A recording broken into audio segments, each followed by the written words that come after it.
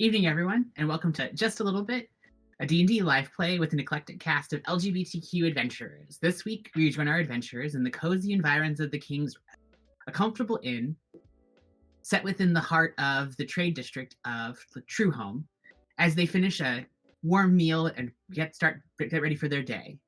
They are on a mission from their patron, Large Marge, to befriend the Regaliant Atelier, a consortium of merchants who have recently arrived in Truehome, claiming to want to open trade between the Britannia and its former ruling country, Rion.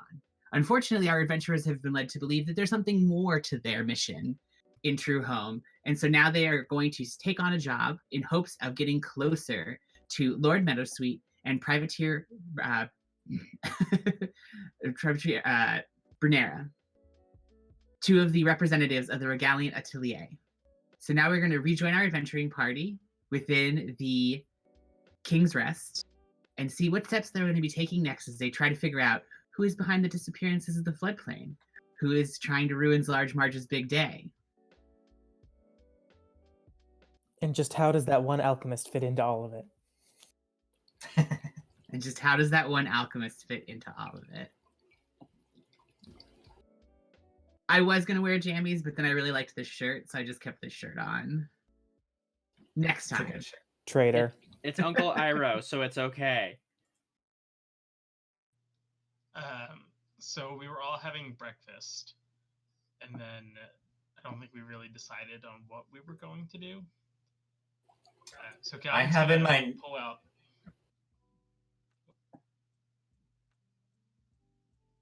Go ahead. Say something? What's Calvin doing? No. I said Calvin's gonna pull out the business card that he got with like the architectural dig, or not architectural, the Temple of the Architect Resurgent. Yeah, all of those words. Mm-hmm.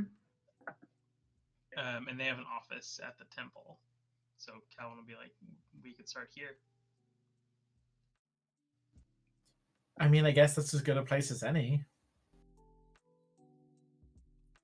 Might as well. Wait, you're saying Calvin has an office there, or just Lord Meadowsweet? Meadowsweet. Meadowsweet, the Regalia Atelier. I think that's what their name is. Yeah, Regalia Atelier, yeah. Between the five of us, we have like 7 different business cards from them. Like, I've got the one with all the flowers on it, and then you've got Chase has the one with the church on it, and then you've got the fucking business card. Yeah, the fucking card. The fuck card. Yeah. I didn't get any business cards. It's because you don't mean I business. wonder why. It's because you were stuck to Antiliot's back the whole night.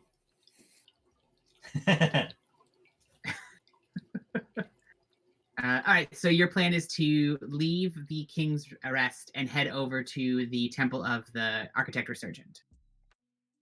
Yes. Yeah, that sounds good. So you leave the King's Rest and head out into the Market District. Basically, looking at the card, and of course, you, Flip, now know roughly where the temple is because it's about a couple of houses down from where you went to visit Lord Meadowsweet the previous evening.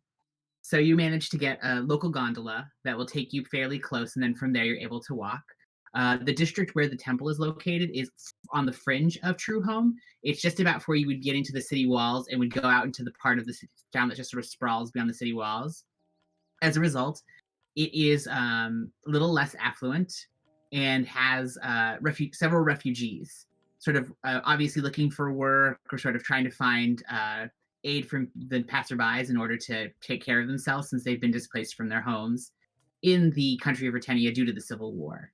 And as you pass by, there is a older man, thick, bushy, white beard, bald head, and has just a little bit grizzled. He doesn't yet look like he has been terminally starving, but you're starting to see definitely the signs of someone who was once more fit and has started to lose muscle mass, starts to look as though they've been spending more and more time outside. His clothes are slightly like workman's quality, but they're starting to tatter and fall apart. It's definitely the kind of outfit where someone would have changed if they had another option. And he has a wooden bowl sort of held out in front of him.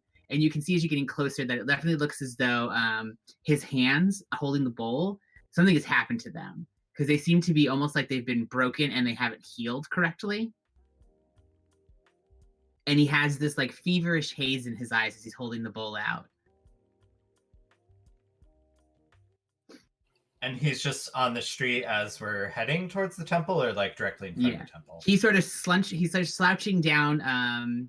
He's on the same street as the temple. You can see, the temple's a little bit further down. He sort of slouched at the mouth of the street, holding out the bowl, as though he's waiting for other people coming through the area to give alms. And he definitely, he leans forward and he goes, "Charity, help for a poor refugee." I'm gonna flick a silver piece into his bowl and be like, "Well, I don't know if I believe in charity for free, but I'm happy to pay you for your story." It is not a very exciting story, unfortunately. My name is Philbin. I used to be a tradesman, a carpenter in my home, but the Pretender's army came, destroyed our home, drove us out. They wanted to make sure that any of us who left were unable to practice our craft. And he holds up one of his hands. You do see that it's busted and gnarled. They broke our hands before we left so that we would only be a burden to the prince. More mouths to feed. Thank you for your charity, though. I appreciate it. Of course, and never undervalue your own story. It may not be exceptional, but it's yours, and that makes it unique. Thank you. I appreciate your kindness. Thorn is gonna... Sorry. No, go ahead. Thorn is gonna put 2 gold pieces in his bowl and then put a hand on his shoulder and cast a Cure Wounds, just to see if that does anything.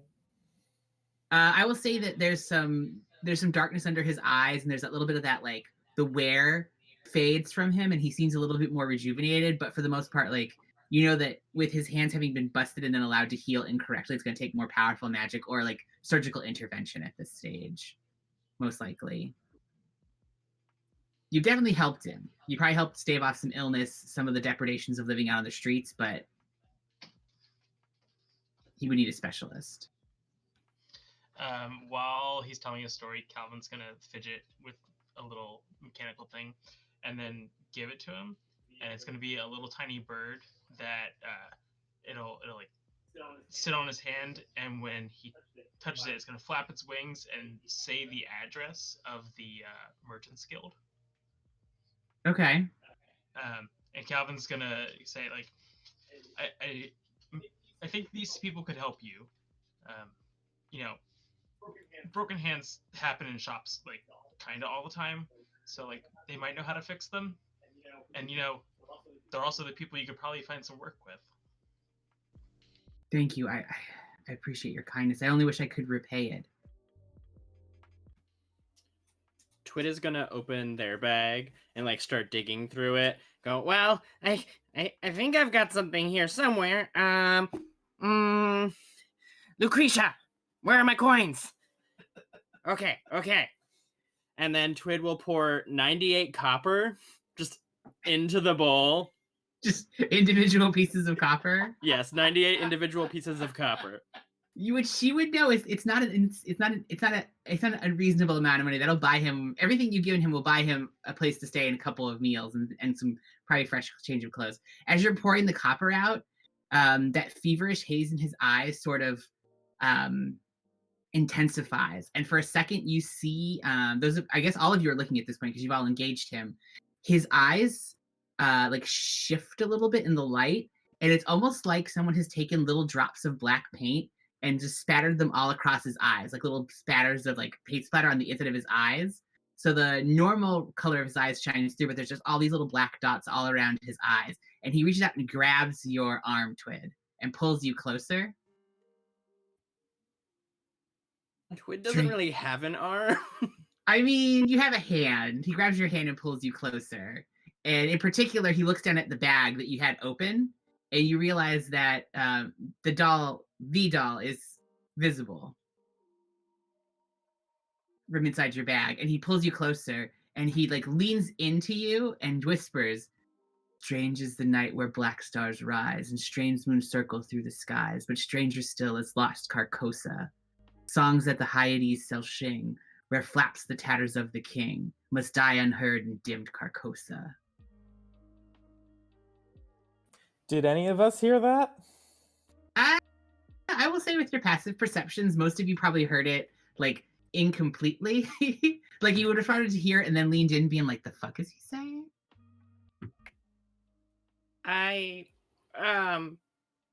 Who? And Tweet is gonna try and like push gently away.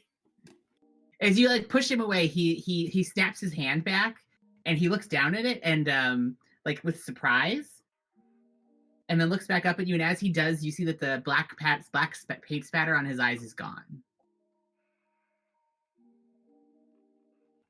Tweet is just going to close their bag back up and take a few steps back. Go, well, that was really weird. Someone else touch him. I want to see what happens when someone else touches him. Tweedlemop, he's not a toy. Valen. So, is that like an Arcana check to see what happened to that guy? I'm gonna say, yeah, you can give me an Arcana check. I try to roll to see if I recognize anything I heard. You can give me an Arcana check or a History check. The DCs are going to be very different. I got a 19 Arcana. And I dropped the whole thing in the chat for the stream. Thank you, because all I wrote down was Carcosa. All right, so I got a 19. And Flip got a 13, specifically trying to figure out what the song poem was. With the 13, you kind of search your mind, and you like stories and strange about the strange and unusual as the spirit bard, but unfortunately, it doesn't ring any specifics for you. And I mean, it's of a poetic style that like is very common. It's with the rhyming couplet sort of build up. So you're like, it's not distinctive to any one part of the world. I will say, Calvin, though, with the 19, it definitely sounds prophetic. It definitely sounds like the kind of thing that you've heard from like seers and stuff like that, having read extensively about arcane magics. In particular, I will say that you feel like the name Carcosa is familiar to you from arcane reading that you've done. You don't have a specific, but you're something about you that makes you feel like if you did research, you could probably find out more about the term. Perhaps we can do some more research when we do not have business to attend to. Evan, quick question. Among the refugees, are there any like children? You've seen the refugees in the floodplains and other parts that have children. In the city right now, this looks like a couple people who are looking for jobs in the area, or were like basically came in to beg for the day. Mm-hmm. Most likely, he lives in the floodplains with most of the refugees. Thorn is gonna pick the most trustworthy looking one and do that thing we talked about. Okay. The rest of you see Thorn walk over to, I don't know who Thorn walks over to. And you see them there's no children here. I was gonna pick a child. I will say you find like a young woman who you can tell is a refugee who's definitely trying to like find a job. She's dressed in probably what's like her most respectable outfit, though it's a little tattered, and she's going through a couple of the shops. You see Thorn walk up to her, say something, although none of you can hear it, and then pass over. I mean, I'm assuming you can see because Thorn's not really trying to hide it. A note and then 2 pouches, like small pouches, and then walks away. And she will take them from you, and she swears that she will deliver them to where you've asked. Thorn signed the note, a friend. Mm-hmm. No worries. And I will say, like, after you push him away and he lets go, he kind of slumps back against the side of the building, and his hands are shaking so much that you can hear this, like the clank of all the coins in the bowl. And he sort of has like this, like the ragged breath of someone who's run. And then after a second, the feverish haze in his eye starts to fade a little bit, and he sort of blinks and then looks back up at you. Thank you so much for your kindness. I step up and kind of like put my like robe, like my cloak around like Twid a little bit and just kind of like pull Twid back and be like, I think it's time we move on. Be well, friend. And then Thorn's going to turn and walk away. And you as well. And as you're walking away, Twid, you hear just in the back of your mind, I do so like to hear my name.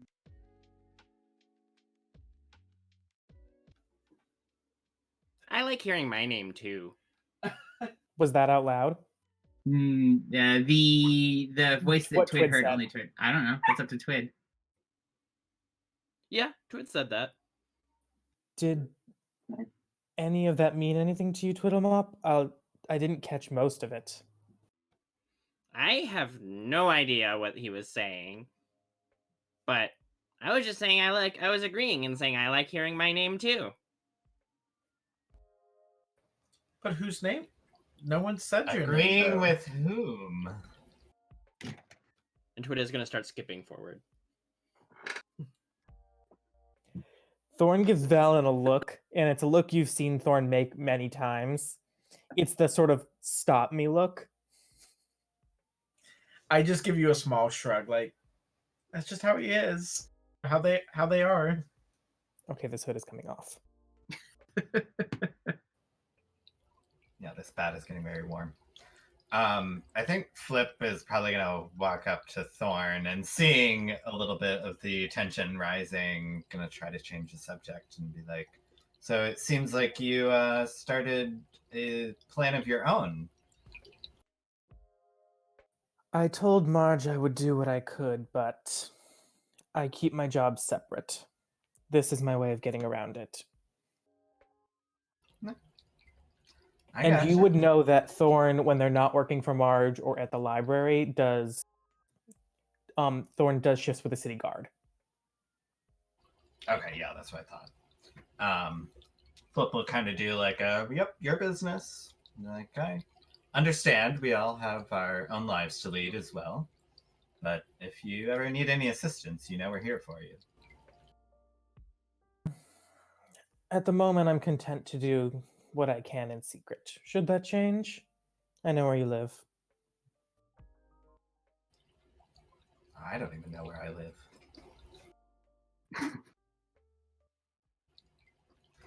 Flip is a vagabond. I assume we continue to the temple? Yep. If you would like, yeah. As you leave, the man Philbin sort of shakes himself off, and you see him wandering towards where you directed him to find the Merchant's Guild. And you can see he pockets the coins and returns the small wooden bowl to with the confines of his, like a small bag he has. And he sort of stumbles away, a little disoriented, but under his own power. As you leave there, I will say that I think Pitch, you saw it in passing, but none of the rest of the party has. The Temple of the Architect Resurgent. It is, it's got that, I want to say the style of it is sort of minimalist. It's these large stone blocks that are in like this highly polished pinkish sandstone that sort of soars up from the other buildings around it. Everything else around it is maybe like a story or two, whether it's shops or individual houses.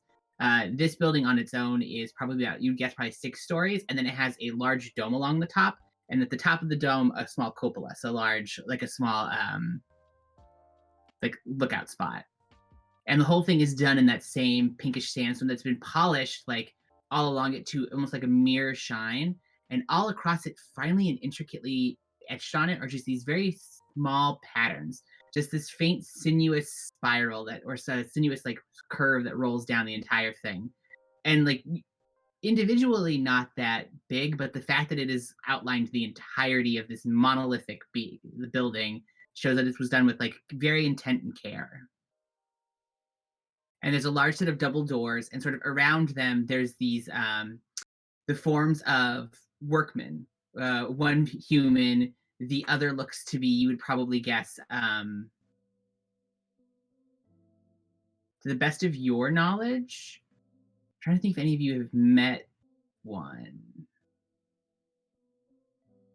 It's a good question. Actually, give me some history. Ooh. Just give me some general like history checks really quick. 13. I should have checked your backgrounds to be sure about this. I didn't think about it. 16. 10 on history for Flip. Okay. 14. Natural 20, which is a 25. Okay, natural 20 was 25. Okay, so any of you that got higher than, like, I want to say an 18 for this one, you recognize these beings as most likely an Eladrin. So they are elven in appearance. They have the pointed ears. They have the very thin features. In particular, you know that the Eladrin were in the service of Koschei the Deathless, a Lich King who has created them. And they all are noticeable as Eladrin because they have his sigil engraved on their cheek. So each and every single Eladrin ever born bears the mark of Koschei the Deathless, sort of engraved on their cheek. And it's like a ragged rune. And so that's why, for those of you who've seen it, like any of you that rolled lower, you're thinking, oh, that looks like either an Ashahai or a wood elf from just the carving. But that particular sigil stands out to any of you who got 18 or higher. And you would know that they are essentially souls reforged with arcane magic to create his own sleepless servants. So you got super high, so I'm gonna give you that piece of information. They're elves that don't need to sleep, Joey. Rub it in, rub it in.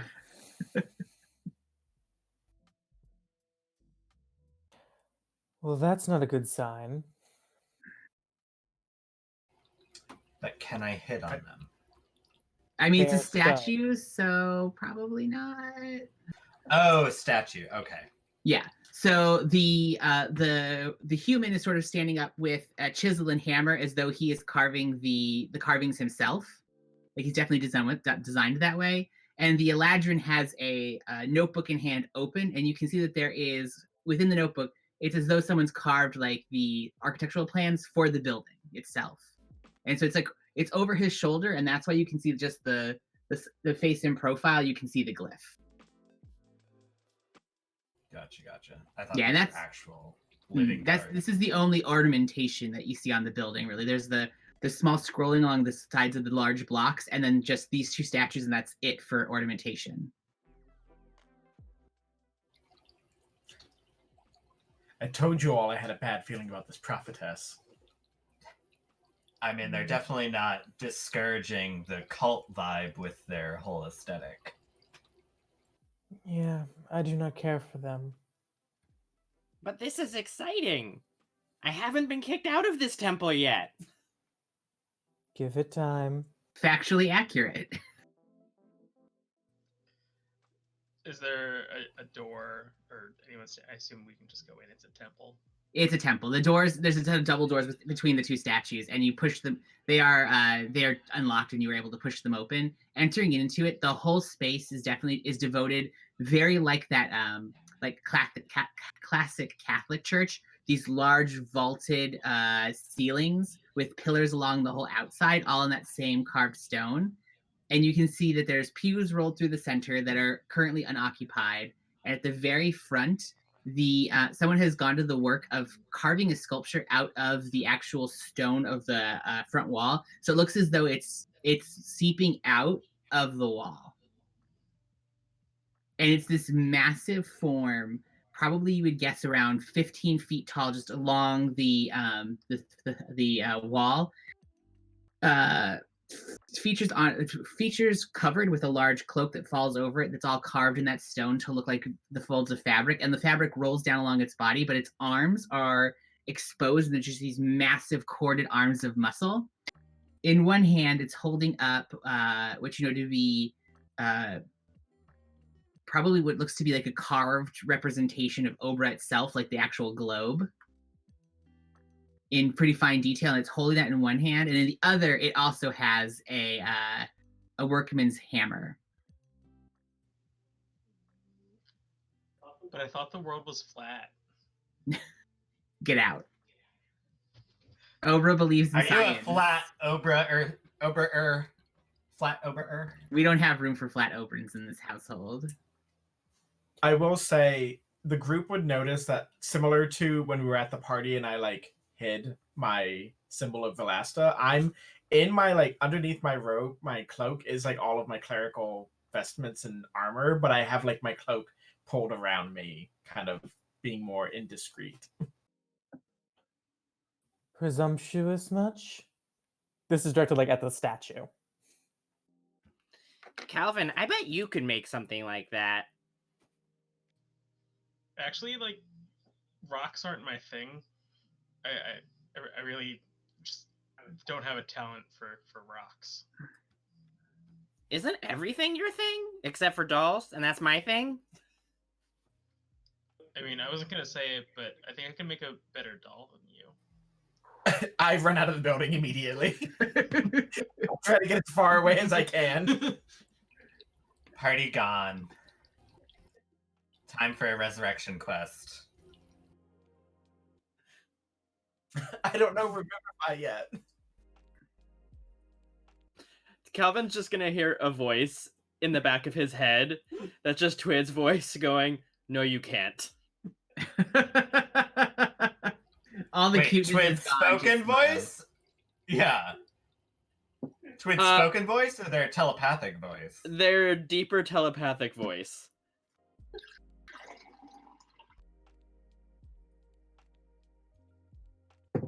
So at that point, I will say, Thorn will go get Valen. I'm in like a boat going down a canal. There's Goodbye. definitely just like a quiet moment for the rest of us as we're like. after a few moments, as you kind of like take in the room, and Twid sort of steams for a minute about being told that his dolls are second rate. A human woman approaches you. She has thick brown hair that's sort of pulled into a single ponytail, or a single ponytail, and braid that's falling down her shoulders. And her robes are very simple, sort of in that same pinkish hue as the stone of the building, so like pinkish sandstone color. And you can see that on the lapel is it looks to be like I would say, especially Twid, you would recognize this. It is stylized like a guild mark, but not for any guild that you're familiar with. So it looks very similar to the guild marks that are used by the Stalsered, but someone has taken some like artistic license when making it. Twid is very familiar with guild marks from having staked out the Alchemist Guild. Twid is going to like go over to her. Wait, she came over to us, or She's sorry. walking towards you, so she's kind of like walking down the aisle, but the aisle is like a good 50 feet down, so like you have an opportunity to walk towards her too. The second Twid notices that they're like like straight towards her and just go like trying to get as tall as they can and looking up and go, "What's that?" or "What's that?" Pointing to the guild symbol. Yeah. Give me 1 second. I gotta pull the specifics from my notes.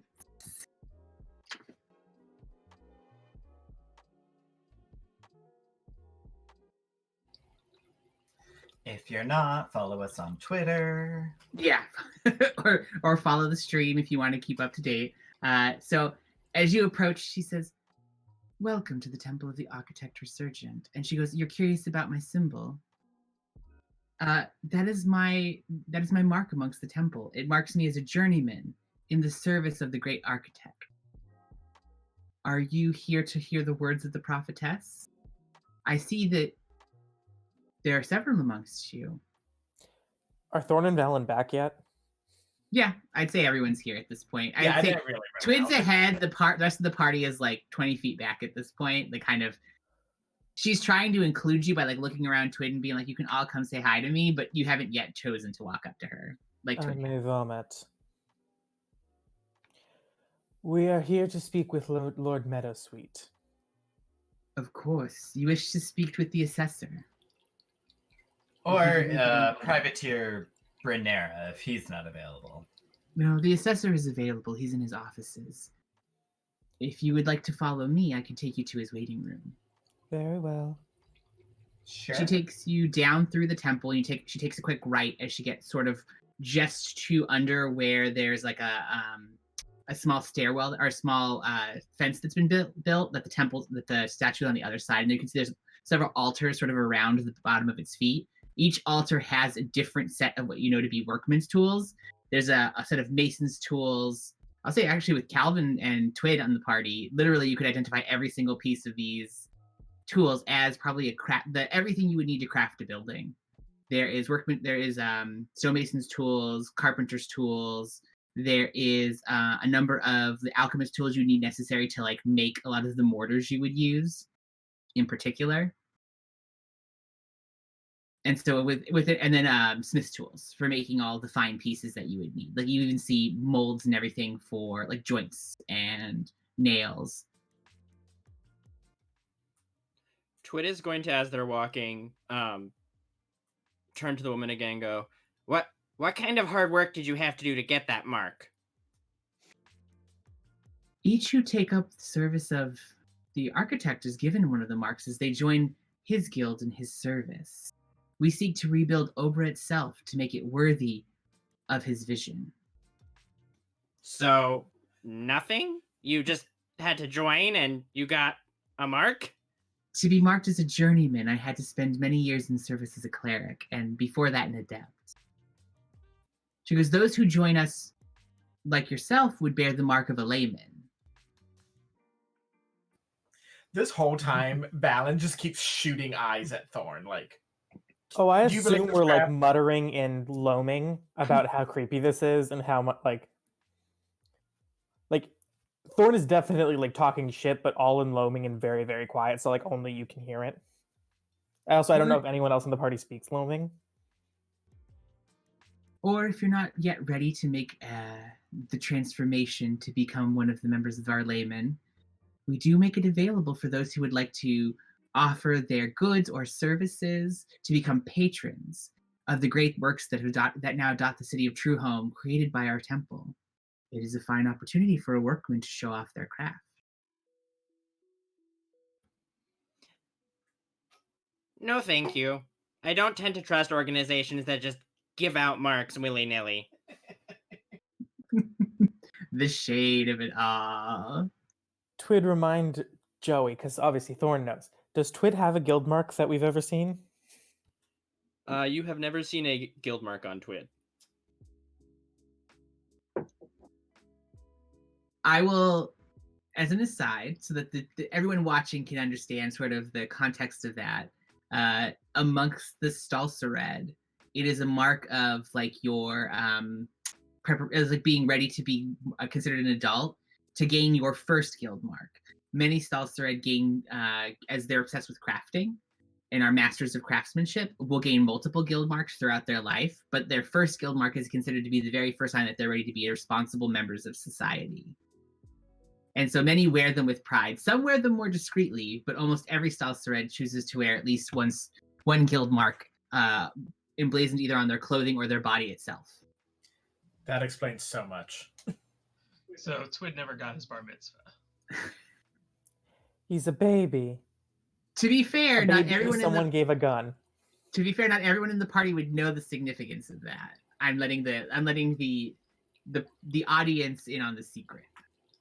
So you have What to is- pretend like Is there a non-binary form of bar mitzvah? no, I have don't any- think so. Non-binary Jewish followers? Not that I know.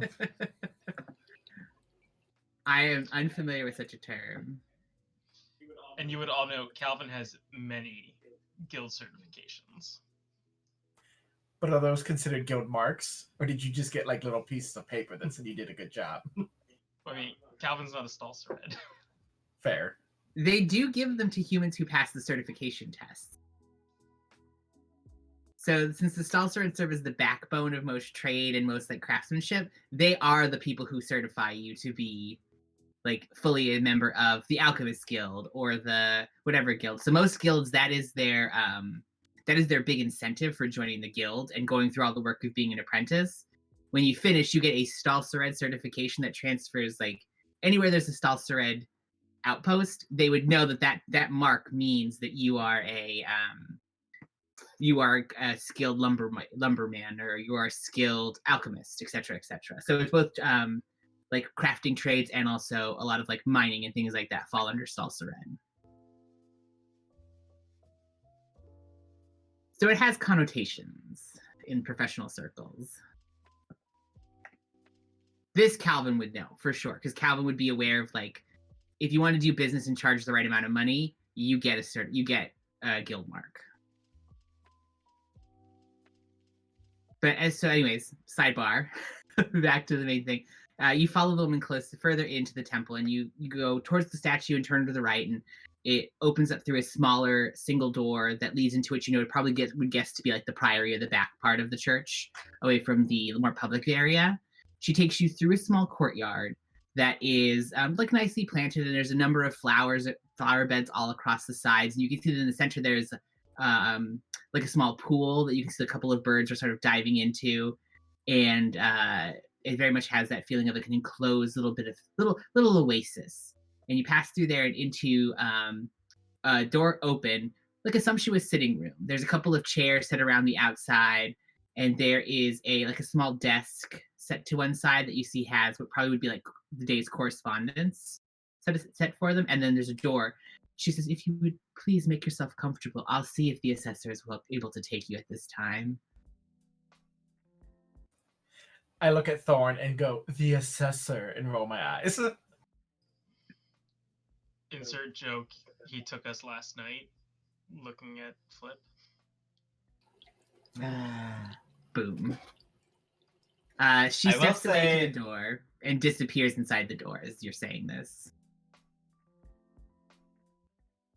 So she's like coming back and gonna lead us in, right?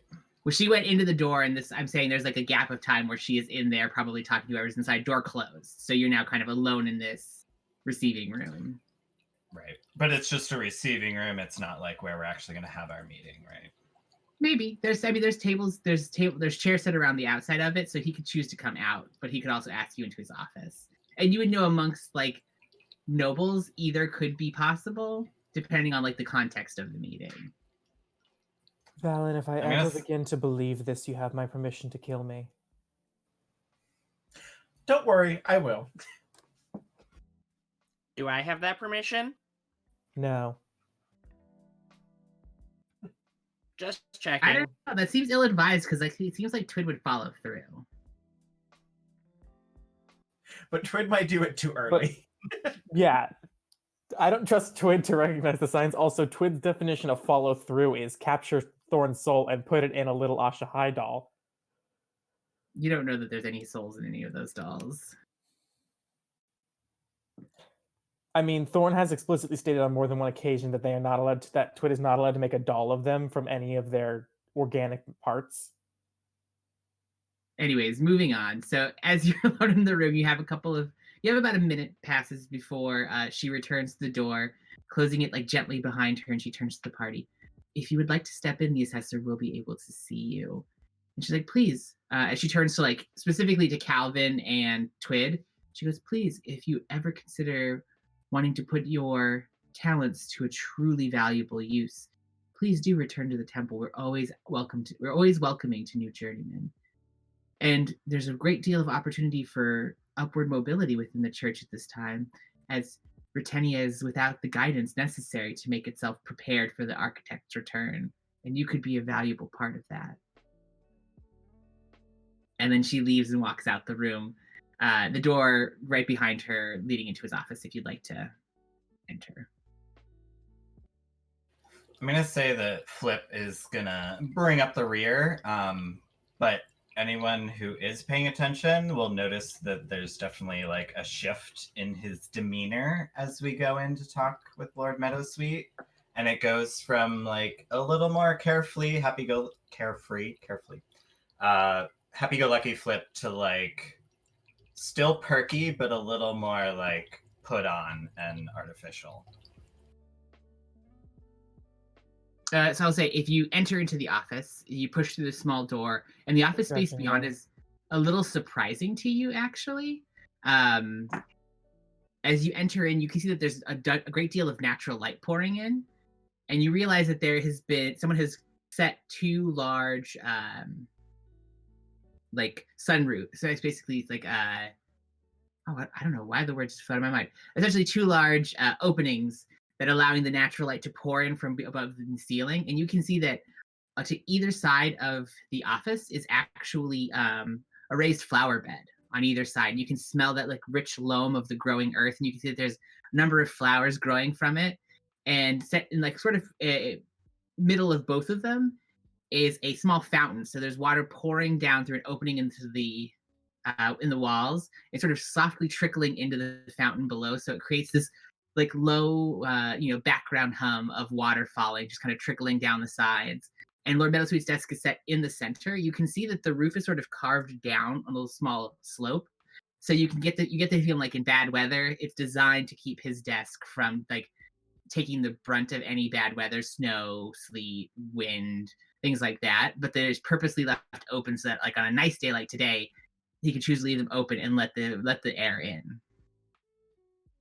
And there's a large wooden desk sort of set underneath that slope that is like very like nicely carved with like a deep dark brown wood, and you can see that there's sort of piled across the front is a number of like small knickknacks and a big large pile of like haphazard books and plans sort of dominate the right corner of it. It's like as though somebody has kind of pushed them off to the side at the last moment to like make space.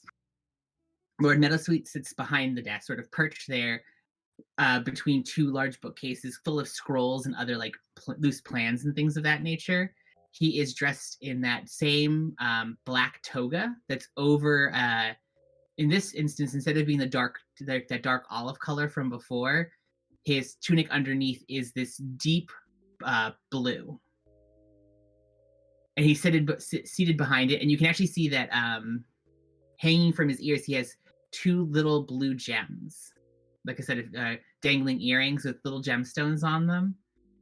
And he also has sort of along the lid of both of his eyes what looks to be like crushed up stones as they kind of sparkle. So it's basically like he has glitter along the inside of his eyelids. It's a shame I don't trust him because he's got style.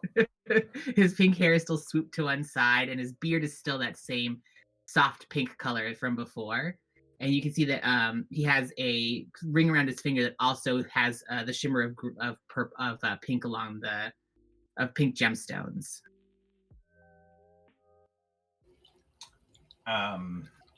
You said there's like some chairs in front of his desk, or is there like seating in the office? There's like 4 chairs in front of his desk. So there's just shy of enough for the whole party. Thorn will stand. I was gonna say Flip was just gonna. How big is the desk? Is it like you said? It's a fairly large desk. Oh, it's a huge desk. So it's one of those ones that's definitely like much longer than it needs to be. So he has workspace, but also space to have all of his knickknacks on display.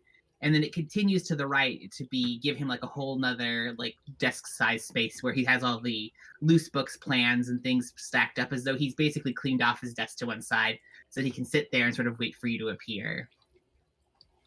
I just want to make sure Flip is gonna like go up and if he needs to kind of rearrange things on the front of the desk, but just kind of like perch on the edge of the desk, but like on the corner of the desk, keeping a fair amount of distance between himself and Lord Meadowsweet. But just, coyly perching on the edge of the desk. I get the vibe that you're going for. Greetings, dear Flip. It's so good to see you again. You as well. I love the jewelry. Oh, thank you. I appreciate fine craftsmanship. Oh, I certainly learned that. But today we're not. Give him a little wink.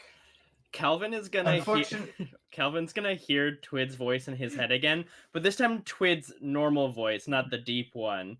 And Calvin's gonna hear this in his head, and just Twid's voice going, Are they going to have intercourse on this desk in front of us?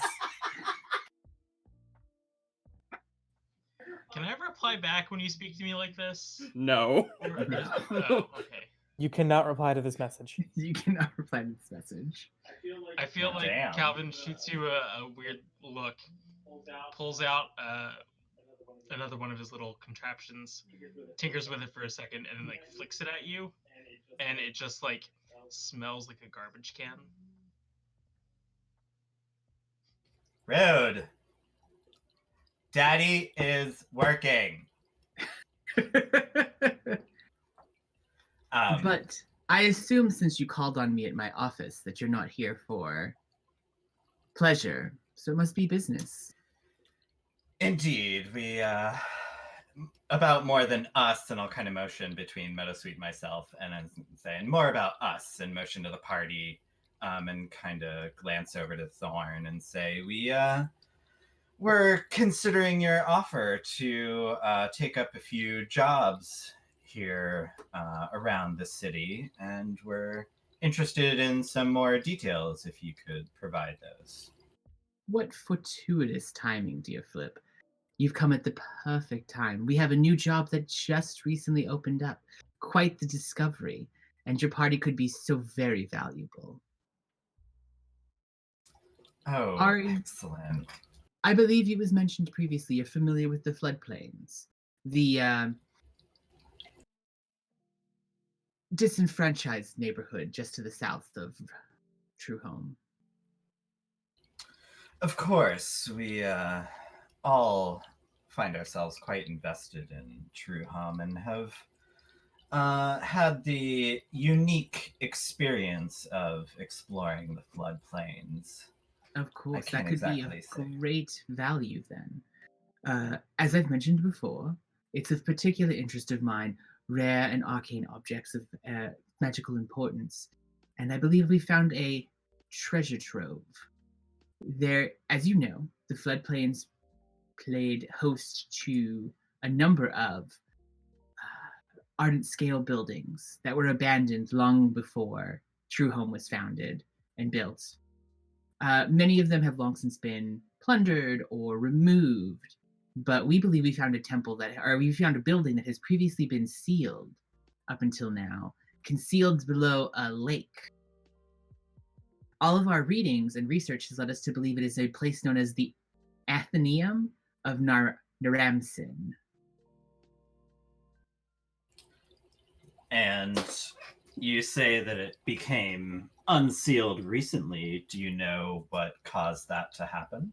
Oh, we did. I apologize for not making that more clear. We have been hunting for opportunities like this for quite some time.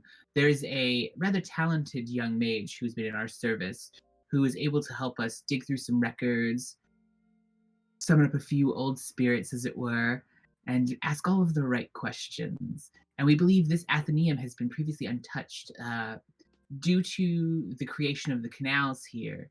A number of the buildings in the floodplains and even the ruins were flooded for a long period of time. We discovered the Athenaeum at the bottom of a lake. It took a great deal of industry, both mechanical and magical, to dam up the rivers leading into the lake and drain it enough that we could find the Athenaeum sitting oh so perfectly at the bottom of the pool. Can I make a history check to see if that name rings a bell? Yeah, you can make a history check. With advantage because it's ardent scales. No. But thanks Thought for I'd try. asking. No, I mean, you're always welcome to ask. No. No? Okay. 24. history 7. check. Does it not pop out to you as any like famous ardent scale, either wizard or artificer that you would have heard about in history? You don't think it's anyone major. 24. Same. Nothing about you. Nothing would lead you to believe you know the name. Well, I can see why no one has attempted to unseal the temple before now. That sounds like quite an effort. Indeed. What are you hoping to find within this temple? Well, treasure, of course. Why else look into it? The Athenaeum was an educational annex. And from what we're able to find about this Naram Sin, he was a minor arcanist, magical practitioner who trained a number of students over the years. He essentially used it as a school and library. We're hoping it'll contain information about ardent scale magic at their height, as well as a number of artifacts, of course. As an educational opportunity for magic users, I can only assume we'll find the usual scrolls, wands, perhaps some unusual artifacts. One can only hope. Of course. As you Although- know, it's uncovering secrets is half the fun. Indeed. Flirty wink. Mhm. And what else can you tell us about this temple? Any particular dangers you are aware of? Oh, it's not a temple, it's an Logistical athenaeum. concerns? It's most likely a library in school. Forgive me, the translation jumps I somehow have to go through. Words Of get course. twisted. Of course. Although I suppose amongst the ardent scale, a school is just as good as a temple. I'm sorry, what was your question? Any logistical concerns, dangers that have been made apparent? What else can you tell us? Obviously, we can expect whatever leftover defenses Naram Sin would have left in the building himself. Magical traps. I highly doubt many things would live through it, but whilst part of the Athenaeum is preserved, there is always the possibility there has been damage because of the flooding. It has sat at the bottom of that lake for some time now. Our best records put it at 600 years since anyone set foot inside of it. The young mage I mentioned may be able to give you more specifics. He has found us a number of fascinating sites and artifacts before, so I trust deeply in his judgment.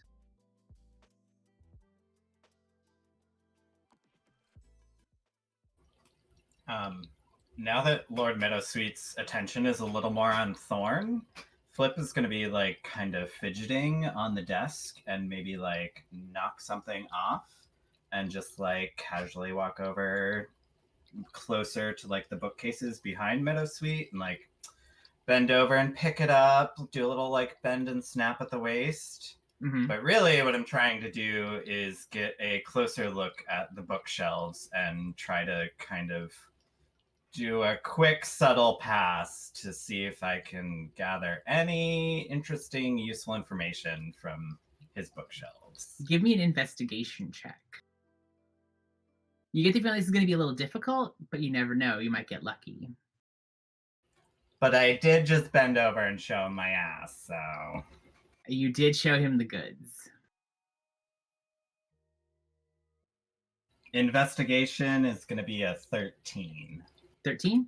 So as you look around, I will say that on the table itself, you do indeed see that there are a number of books. They're not in a language that you recognize, unfortunately. I will say there's one or two that are on the top that are in common, and you would see that you recognize those titles as being about they're like primers on construction. In particular, they're primers on building buildings to be resistant to arcane effects.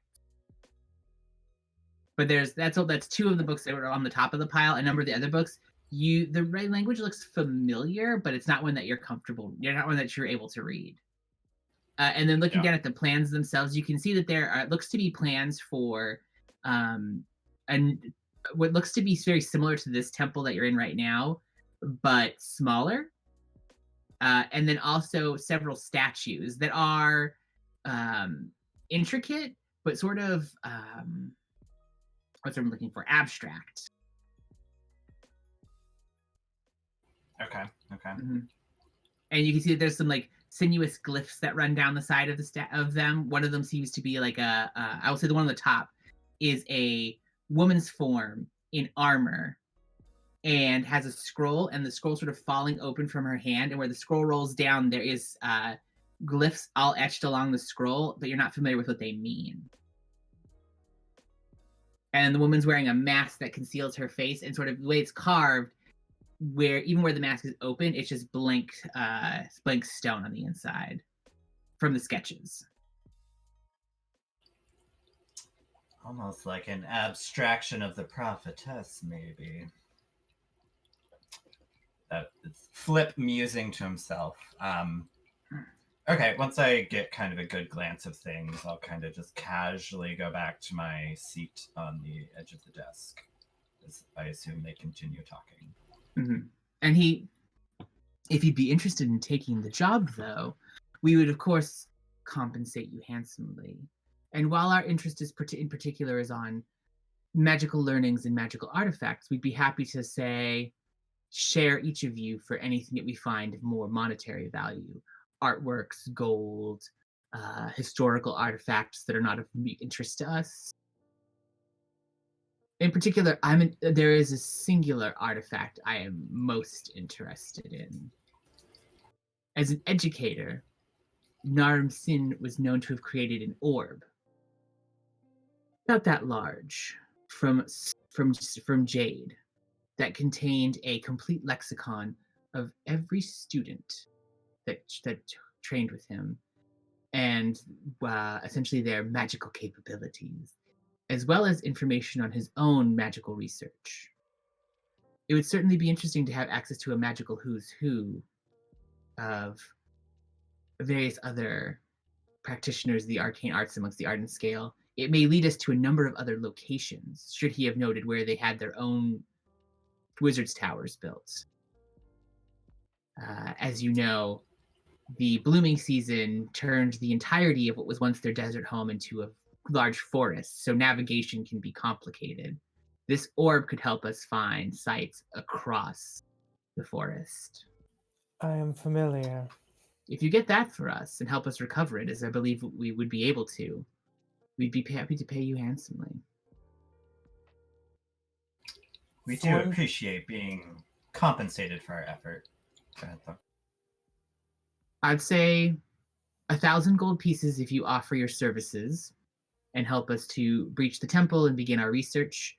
If you yourselves bring back the orb, I will offer a 300 gold piece bounty on it.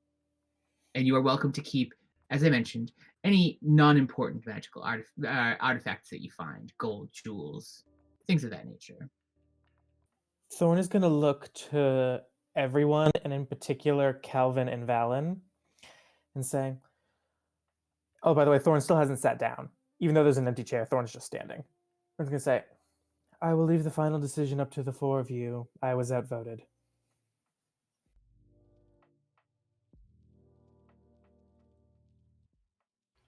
Wait, what does that mean? You were outvoted, but you didn't even vote yet. Thorn Like, is how do you know lying. You were outvoted? Thorn is subtly letting Meadowsweet know that they do not trust him. As in, we took a vote to whether or not to even come here, and Thorn lost. Well, I mean, Calvin said that out loud. Make a deception check. Make a deception check if you're lying. Dirty 20. Dirty 20? Okay. It's not untrue. We just didn't take a vote. Flip will kind of like eyes back and forth between Thorn and Calvin for a second and like piece together what's going on, and she's like, oh yeah, you know, Calvin, the vote, you know, and kind of give him like eyes. I feel like Calvin just kind of like does the weird, awkward middle school like got told no thing, and just kind of like looks side to side, and just like humps. Sounds like I'll turn back to Meadowsweet and be like, And he's sort of leaning on his chin on his hand, like listening, like. Mm-hmm. There's we are indeed a party of unique individuals with unique viewpoints, but I can assure you that if we take the job, we will be wholly dedicated to seeing it through. I do And then I'll appreciate kind of dedication. Twit is raising their hand now. Yes. If we do this, could we also get exclusive rights to making dolls of the prophetess?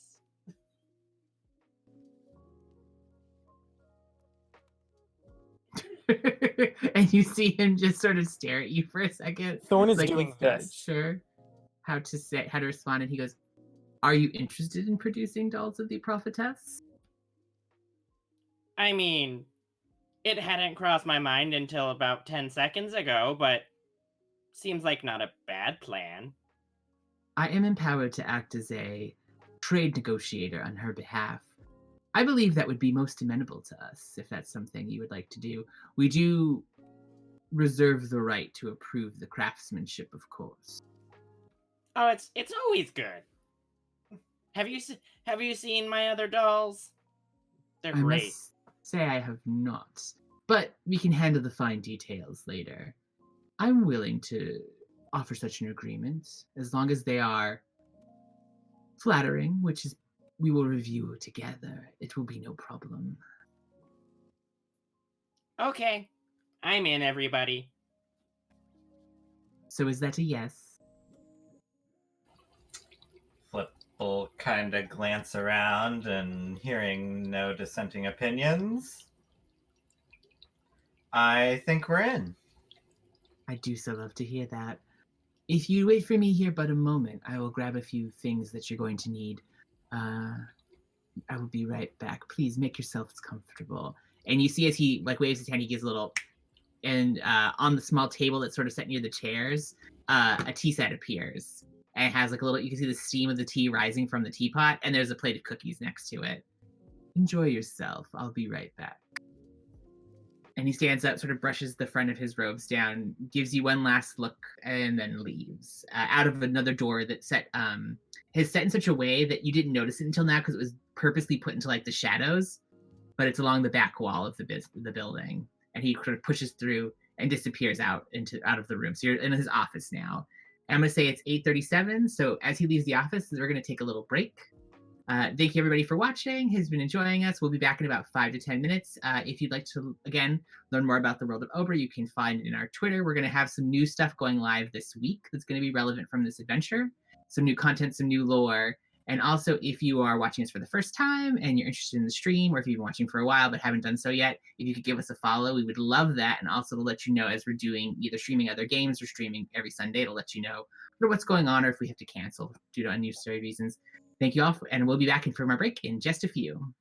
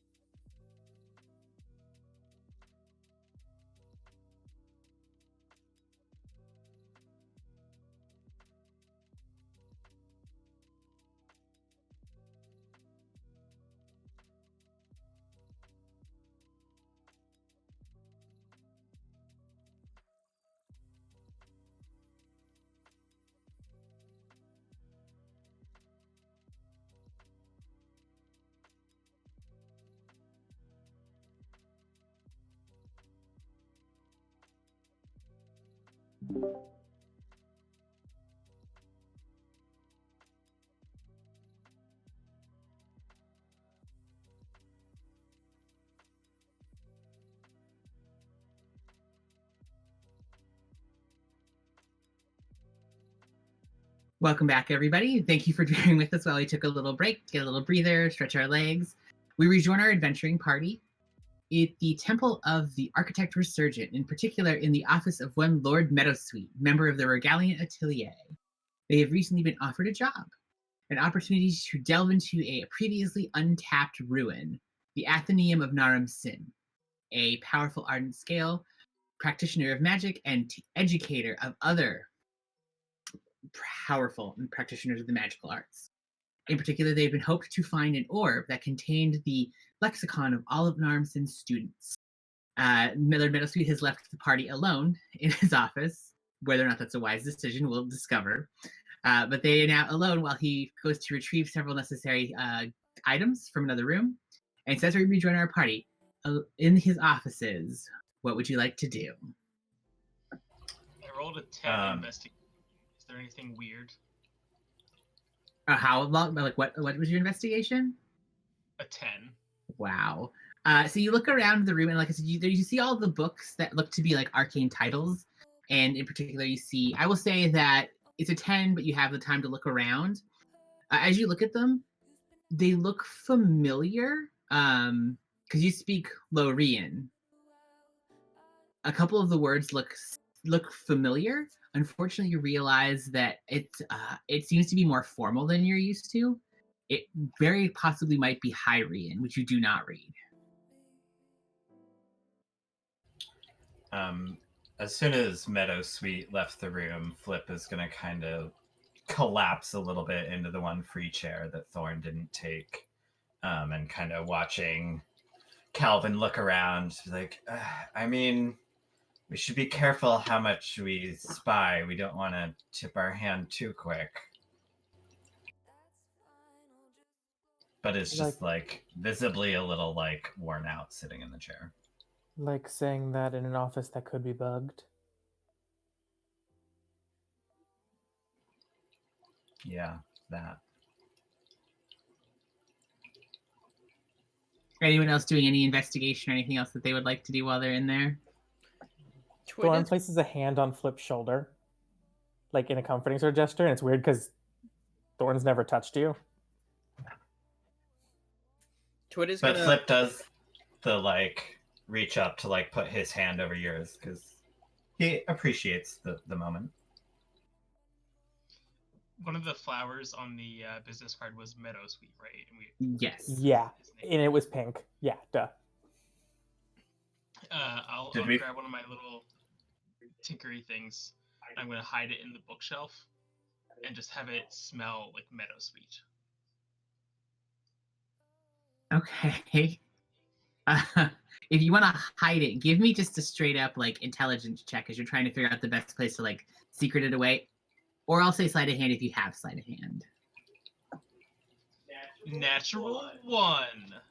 Yeah, you don't know that you hide it very well. It's just on the desk. It's just there. You think you hit it real well. Flip will find it. Flip will kind of turn to Valen and like motion to all the flowers growing around and be like, I assume these are Meadowsweets, but I don't know. You would know more than I would. Give me a quick nature check. Looking around, are they all the same flower, or are there like different types of flowers? They're different types.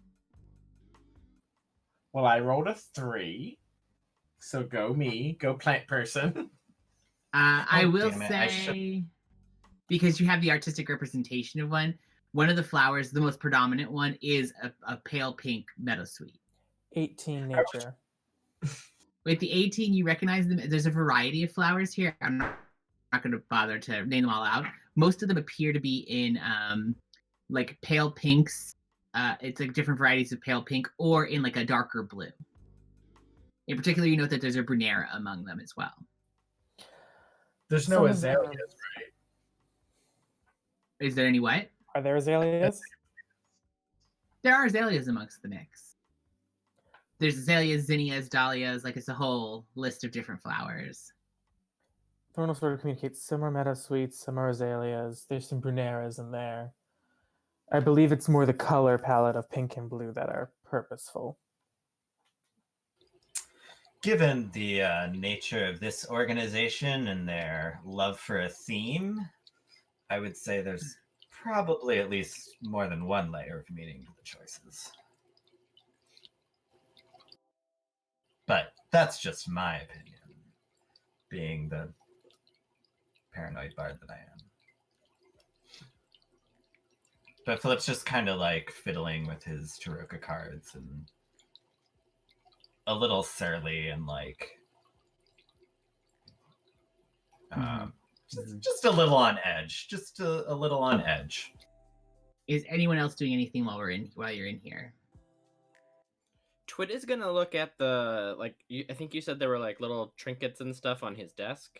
Mhm. Twit is gonna look at those because trinkets.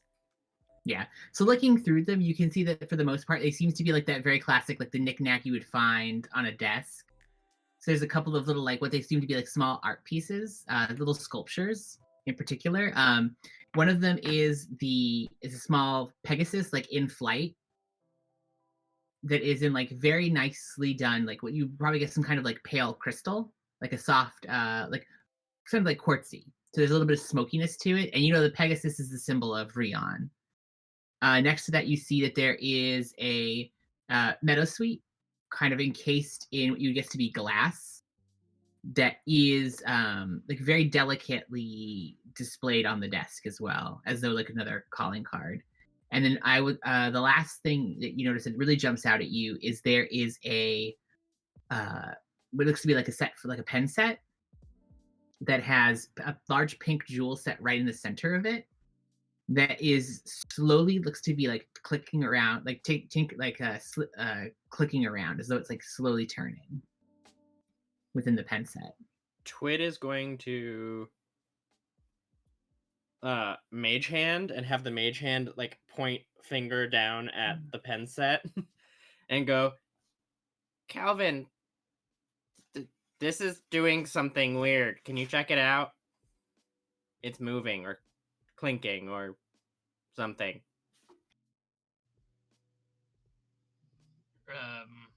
Arcana investigation. I'll say you can give me an Arcana check.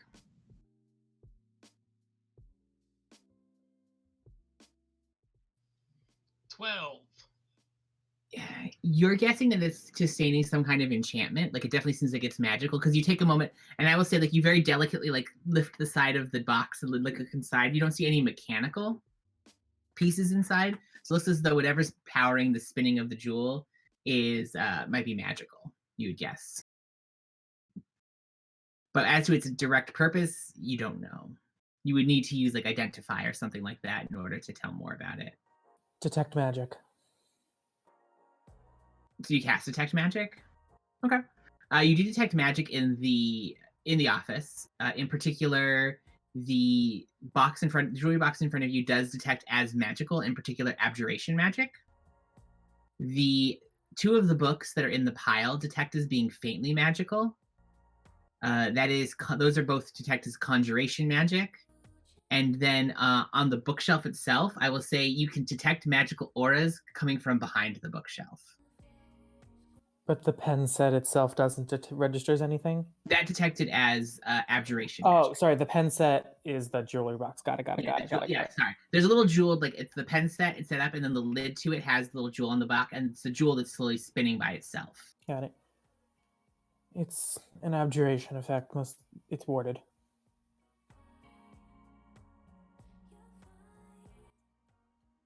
And then two of the books are conjuration, and then you can detect several magical auras coming from behind the bookshelf. Yeah, Thorn's not saying that yet. Okay. Just wanted to make sure you got everything. Thorn doesn't trust that there's not a magical listening device at one point in this office, and so Thorn's not saying much. All right, so I'll say about 5 minutes, about 10 minutes pass before you hear the sound of Lord Meadowsweet's returning footsteps, and the door swings open and he enters back in. He has a wooden box in hand.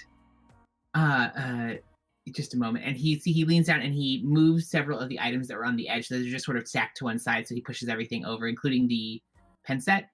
He sort of pushes them over to the side and puts the box down so it's closer to you. And he pulls the lid back, and within you see there is a finely carved bracelet that looks almost like it has been carved to represent the flow of water.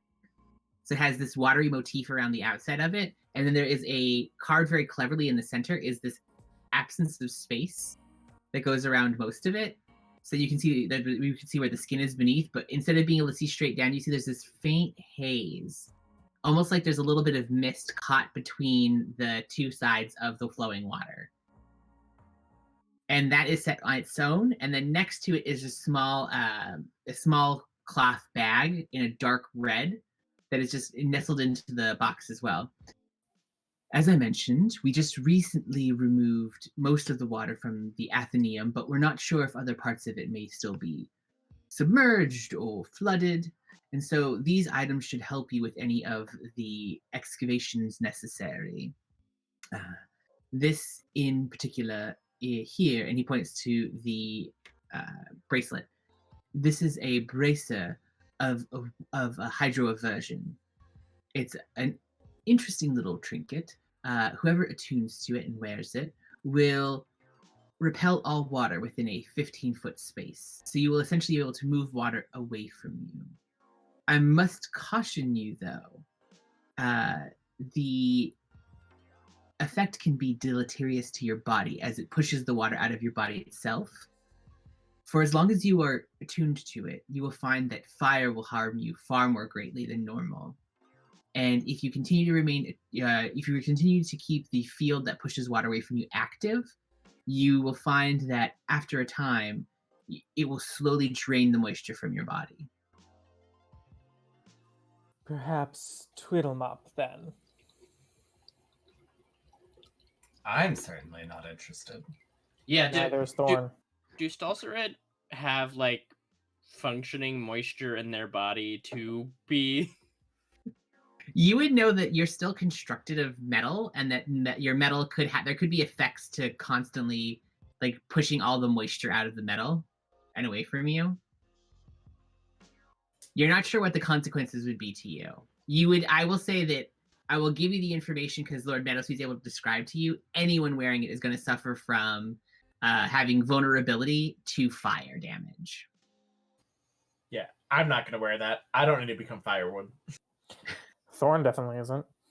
But you'll find that the bracer of hydroaversion will allow you to force water away from you to open up rooms or passageways. It is our hope that it will allow you to adventure more carefully. And as it works in the 15-foot radius, it'll also allow you to protect the other members of your party. The vulnerability to fire, is that also active while you're not actively pushing the water? That is always active. It is simply the negative effects to your physical body that stack up over time. This is kind of a crappy item. Unfortunately, it's a powerful magical effect. In order to make it accessible, some corners needed to be cut. There are better versions if you would be interested in purchasing such a thing. Calvin's thinking he wants to make one. And the bag? I know how to make water breathing, like something or others. I forget what it is. Mm-hmm. Ah, yes, the bag, of course. This holds several pinches of dust of dryness. It works hand in hand with the bracelet. If you drop a pinch of the dust into water, it will absorb about 15 cubic feet of water and turn it into a small, hard pellet. I will say, fair warning, if you violently hit the pellets, they will break and release their water. But it will allow you, if you find a room that you want to dry out, it will also allow you to dry the room out without having to use the power of the bracelet continuously.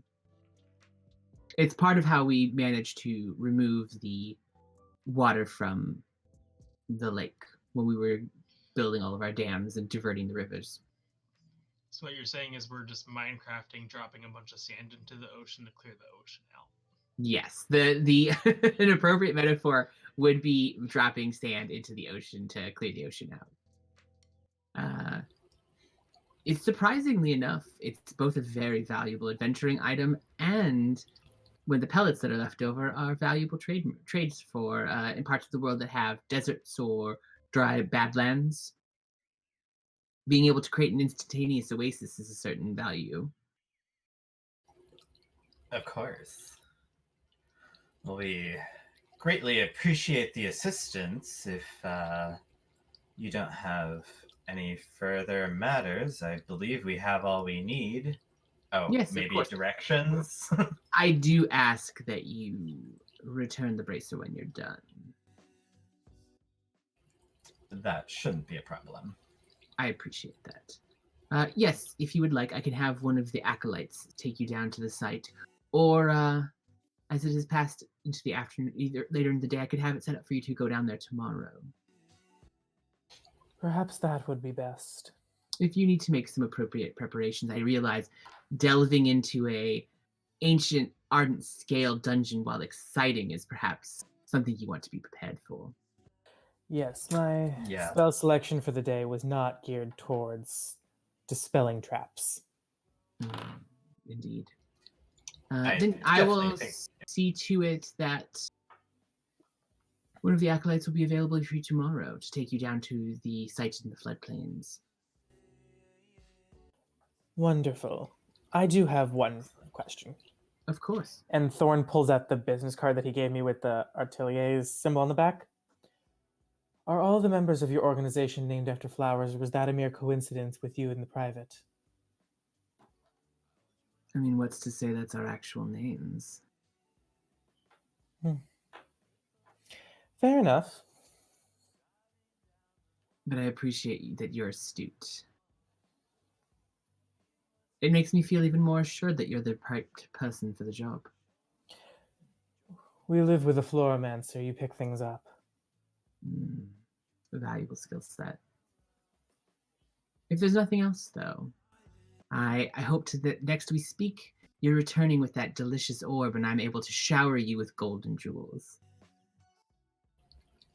That sounds like a most excellent time. Although, of course, and he turns to flip at that and says, "Don't be a stranger." Me, never. I'll give him the flip treatment on the way out. A nice little swishy sash and wink over the shoulder. Mm-hmm. He does noticeably watch your butt as you leave. Like, for everybody else who's in the room, he's not hiding it. Thorn is Of course. waiting for everyone else to leave. I stand and give like a small bow and then I leave. Twitter's just gonna go bye and walk out. I'll have my people send the paperwork.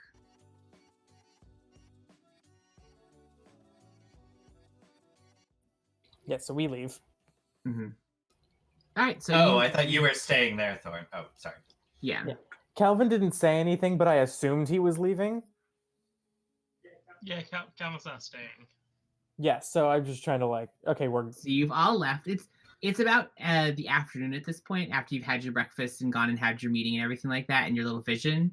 I would say that if you'd like to, you can use the rest of the day for either preparations or downtime activities, if there's anything you'd like to try to do. I know Thorn has 2 things they want to do that are relatively quick. Okay, and remember, you did get the money from Marge last session. If you're going to do any shopping, feel free to just do that off the stream and let me know. We won't have to worry about slowing anything that down. This is only if there's anything else that you want to do that's not like simple shopping. Yeah, Thorn's gonna swing by their embassy and see if they know anyone in the city who can do rhyme ice crafting, specifically enchant. Thorn wants to get a +1 sword instead of just their regular swords, and see if that's an option. I will say they let you know that it is something that's possible to get done. You're going to have to put you're essentially going to have to write to the person who leave something to the person who would craft for you to ask them to craft for you. It's not a shop, it's a individual who's in the city. Yeah, so I'd have to convince them that it was worth their time. Yes, we can worry about that Got off it. the stream. And then second thing they're doing is going to the Ardent Scale Embassy and see if they have anything they could tell me about the name of that arcanist. Because I figure that'd be better than just like a library, since Calvin didn't know it.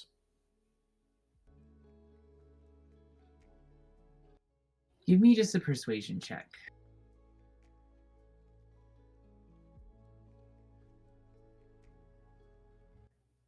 21. 21. Okay, I will say you make an inquiry about the name, and the person working the desk is like, I believe you brought in Shemesh. We met previously. It was, yes, that was me. He mentioned he was returning home quickly. Yes? What leads you to have questions about a name like Naram Sin? I am. Well, my companions have agreed to do some freelance work for certain parties, and Thorn gives them a look. And if we're going in there, I want to know what we're getting into. I see. I can simply confirm for you that Naram Sin was indeed a member of the city of or a member of the Arcanists of Sipar. Beyond that, I don't have any specific records. No worries. Should I find anything that rightfully belongs to the scales, you'll be sure it will find its way to your hands. We'd be happy to appropriately compensate you for your time if you do return any important cultural artifact. Does the Temple of the Architect Resurgent ring any bells? I'm familiar. They're the ones paying. I appreciate the information. Pardon my expression, but they're slippier than a snake. Of course. We appreciate your candor. As do I. And Thornley, they wanted to see if they had any information. No, nothing particular. He was, in fact, a minor name arcanist. I mean, maybe they have more information, but you don't get any more information. Worth a shot. Of course.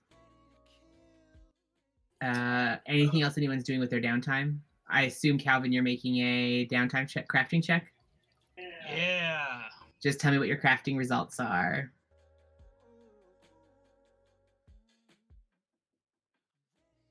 22.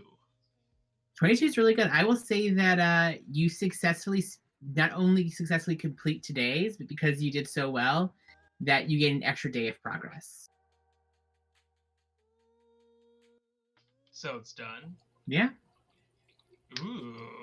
You've done pretty well and slowly gained. Like, I've been giving you incremental progress whenever you've done enough over the threshold, and I will say that pushes you the rest of the way.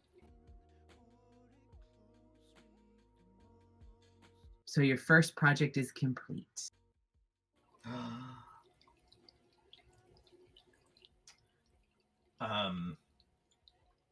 You can tell me if you want to do this on stream or off, but Flip would like to go talk to the woman at the Fellowship of the Open Hand, the kind of magical item store, and is just looking for particularly potions or rings of mind protection, but we can also do that off stream.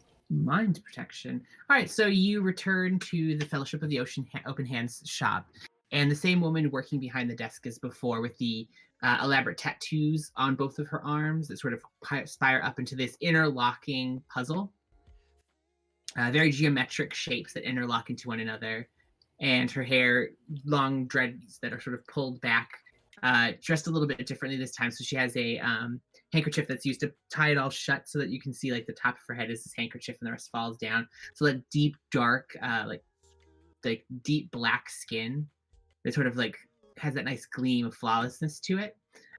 Dressed today in more like more traditional wizard robes. The vibe she's giving you is a little bit more traditional wizard, but the sleeves have been cut off so you can continue to see everything along her tattoos. I like her. I thought you might. Mm-hmm. I'll walk in and greet her warmly. Just let her know that, wondering if you have any anything that might help me protect my mind from outside influence. Hmm. And you said you're interested in either potions or rings? I mean, something like a ring would be ideal, but also might be out of my price range right now. Although in the future, I might be interested in it should I come into any more gold, which seems likely. Give me a hot second to check the treasure table to see how expensive that would be. Yep.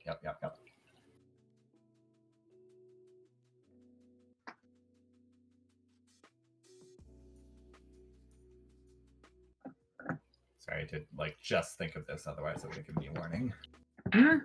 This is how D&D works. I got to be able to improv on the fly. And everyone's curious, I'm using the rules for finding and buying magical items from Xanthar's Guide. It gives you a nice table that lets you know, based on its rarity and stuff like that, how you would roll to figure out. That is going to be, she does have a ring available. It's 500 gold pieces. It's a ring of mind shielding. While wearing this ring, you would be immune to magic that allows other creatures to read your thoughts, determine whether you're lying, know your alignment, or know your creature types. Creatures can still telepathically communicate with you, only if you allow it. And you can use an action to cause the ring to become invisible until you use another action to make it visible, until you remove the ring or until you die. Oh, that's very interesting. Okay. And the last piece is, I will say, you, if you die while wearing the ring, your soul enters the ring, unless it already houses another soul. You can remain in the ring or depart for the afterlife. As long as your soul is in the ring, you can telepathically communicate with any creature wearing it, and a wearer cannot prevent this telepathic communication. As she's describing this, Flip's eyes, even though solid black, seem to start gleaming and getting a little brighter. And by the time she's done describing what it does, Flip already has the gold out and on the counter. I was gonna say, I'm not gonna lie, I knew the first part of it. I did not know the when you die part. I'd never read that far in this magic items description. So congratulations, you just found a pretty weird magical item. So you're gonna pay. That's amazing, and yeah, yes I am. You now have a ring of mind shielding. You can find that on, it's just on D&D Beyond, so you can feel free to find it and add it to your character. It should be available. Or if not, I can send you the details for it as well. When you take the ring from her, you find that the ring is it's a silver band, and it is engraved very delicately with a pattern not dissimilar to that on her tattoo. Ooh, cool. I'll kind of put it on and examine it next to my other cheap ass rings, and kind of notice the similarities between the ring and the tattoos, and be like, one day, if you so choose, I'd love to hear the story of those tattoos. And she holds her arms up, obviously. And she goes, well, it's no great secret, friend. These tattoos mark me as a member of my order, the Tempered Hands of Elune. And the ring comes from our workshop, so it bears enchantments very similar to what we've created. That's most excellent. I feel, remind me what Elune is the goddess of? Elune is the god of civilization. He's the lion of civilization. There we go. Okay, I was getting it confused with Ioun from traditional D&D. Fair. Ioun and Elune are very similar name conventions. Elune is the patron god of the Empire of Lycarnas, which is across the sea. He is the god of civilization, and his symbol is the lion. He was the one that gave the civic laurel. His temple gave the civic laurels to Marge. Yep. Okay. Yeah, and I will say the Tempered Hands of Elune, you can make a or you can make a history check if you wanted to know more, or you could always ask more. Depending what you want to do. You could ask Thorn, I know. Well, it's a 19 on the history check. What I already know. while the first emperor was building the Empire of Lincarnus, he realized that the magic users in his army were very powerful, but often very unpredictable. And in particular, wizardry and sorcery could be used to cause a great deal of destruction. And other civilizations they fought against sometimes destroyed themselves using dangerous arcane magic. So he founded the Order of the Tempered Hands of Elune, whose purpose is to make sure that magics are tempered and controlled to serve civilization, not to destroy it. And in particular, amongst the Empire, it is illegal to use wild magic because it is entirely unreliable. It, by its very nature, causes troubles. They offer any sorcerer who would like to join the order can be tempered, and that will allow them to better control their powers. In particular, it will remove wild magic from a wild magic sorcerer. But they have members who are wizards, sorcerers. They don't allow warlocks for the most part. There's a few warlocks that they call amongst their numbers, but they have to come from appropriate mentors. Essentially, it is an organization whose, at the end of the day, their interest is making sure that magic's use is always around building up civilization, not being destructive.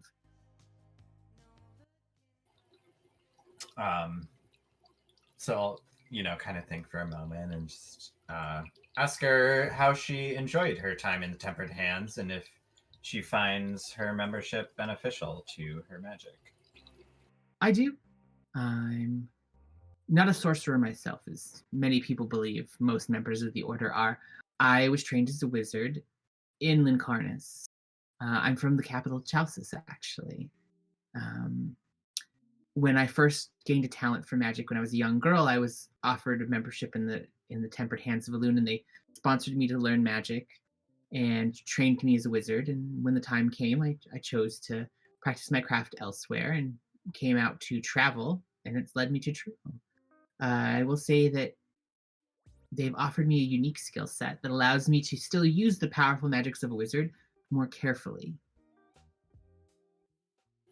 Well, I'm glad that the winds of fate brought you to the town where I could meet you, and I appreciate your goods, and hopefully I'll be back for plenty more. And I appreciate your patronage. And if you ever have need of the Tempered Hands of Elune, I can certainly tell you more about them. Perhaps if you know a sorcerer in need of aid. I will keep that in mind. I appreciate Definitely. it. Prosperity follow you on your days. Oh, I like that. You too. Thank you. And you leave the shop with your very own ring of mind shielding. Good, because I'm seducing a shady fellow.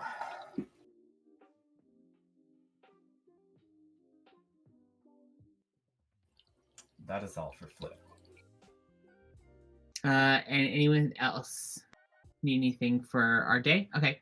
Like I said, if you have any purchases or anything like that, like magic, like healing potions, basic equipment and stuff like that, it's all just what's listed in the guide. That's what I have for you for today. So we can fast forward to the next day. I was going to say, if Calvin, if you would like to take this moment when you awaken on the next day to reveal your new item, your new creation, or you could always wait till the appropriate moment. I think we're gonna wait until Calvin actually brings it out. Okay. So you wake up that morning, and you discover that basically, I'll say pitch specifically, someone has delivered a letter to you. It lets you know that the you'll be accompanied by a young acolyte named Orman, who you can find at the temple waiting for you. Orman? And he'll be able to take you. Yes, Orman. Orman. And he can be able to take you wherever you need to go. I'll be right back. Excellent. Mhm. Okay. I assume we generally made plans to meet at the King's Rest again, so we'll head off from there. Okay. So the party rejoins each other you eat at the King's Rest and enjoy a quick breakfast, and then when you show up at the temple, I assume you just ask for Orman. Yeah, I'm pretty down to business today. We're ready to, we're all in our gear. We're ready to go spelunking. Let's do this. Stepping into the temple, it's very different from what you saw yesterday. There is probably what you would guess about 50 people in the pews listening to basically a talk being delivered from the very front. It's the woman you recognized from yesterday, whose name you actually don't know because I don't think any of you asked. Essentially talking about the virtues of craftsmanship under the auspice of the architect. That as the powerful beings driven by creation use that magic and inspiration to create this world, every being upon it is responsible for creating beauty and uniqueness, just like their creators. That it is their solemn duty to continue their work on this earth, or on this planet, and as a result, that each of them has been calling for this higher purpose. And you see that amongst the people listening, a number of them are what you would probably guess to be like lower caste craftsmen. So not masters of the crafts, but in general like laymen and journeymen of the various guilds who are here sort of absorbing this call to arms, as it were, to take their tools and to use them for truly unique artistic opportunities. Flip is definitely like taking this in a little like narrow-eyed, like kind of critical mind, but trying to, keep an open mind, but still picking up some major cult vibes. I don't see why you would feel that way. I make a And point of like not hiding like any of my. oh, so you're just going a full Velasta today? Oh yeah, I wanted to be discreet meeting with Meadowsweet, but now I'm just like, no, I don't feel these people. Velasta On the slip, off is day, it? when you show up to church on the Saturday, you hide your religious emblem, but Sunday morning church services, you're just showing up full other god. Okay, I see. And to the man. A short time later, a small stone stalsered kind of comes like hustling down the small aisles on the side, one of the small aisles on the side, going around all the people who are meeting, wearing a robe very similar in that same pale pink, but sort of cut very differently, as obviously it's cut in such a way that it ends just above the knee for him instead of going all the way to the floor. And you can see that his construction is still he's rustic, as Mary Berry would say. He's not as finely crafted. It's definitely more like golem looking or like earth elemental looking. You get the feeling this is probably a Stalster that has not perfected his craft yet. I would say that Twids that was the vibe you would get. This looks like a very early, like would be the version of being like, oh, that's a young human. This is a young Stalster, you would guess. He goes kind of charging up. He goes, oh, hello, you must be the adventurers that I was told about. I'm Orman, it's nice to meet you. May the blessings of the architect be upon you, and may you be driven by his works. And also with you. Would you like to head out now, or was there anything I can help you with? I think we got all the information we needed from Meadowsweet, and we're prepared to just head out now. Kind of glance around at the party. All right. If you please follow me. Did we decide who was taking the bracelet? Yeah, because one of you I has to assume- do it. Me, I'll take it. I was Or gonna say, Twid. Twid and Calvin are the only who did not vocally object to taking it. Yeah. Okay, I'll take it.